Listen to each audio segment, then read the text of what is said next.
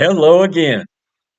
We've been looking at how Paul is talking to Jews and Gentiles, saying that everyone sins, no one is seeking after God.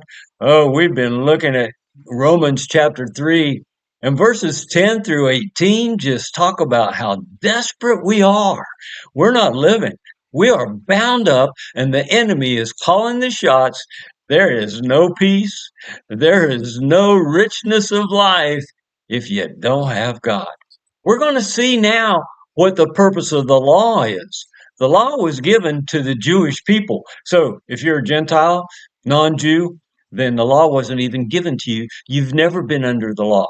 But since Jesus came, not even the Jewish people are under the law. So why was the law given?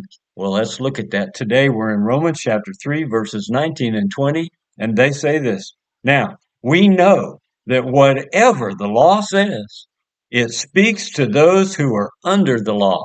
See, that's Paul's way of saying, you Jewish people need to be listening to me right now, so that every mouth may be closed and all the world may become accountable to God.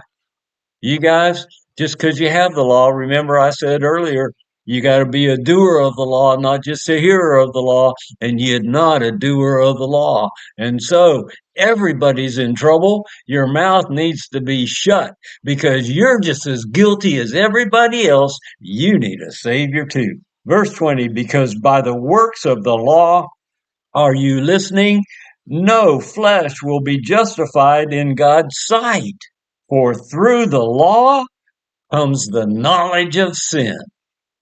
Oh, we hear law preached from the pulpit so much of the time, and the preacher's trying to tell us to try harder to be a good boy, when the reality is we will never keep the law perfectly, and that's what's required if we're going to try to please God through behavior.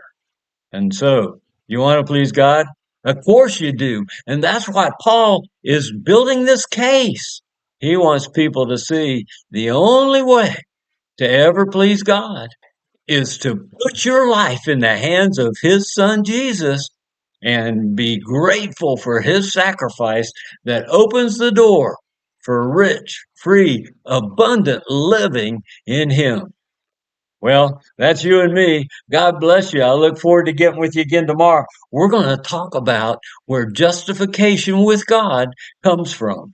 I'll see you tomorrow.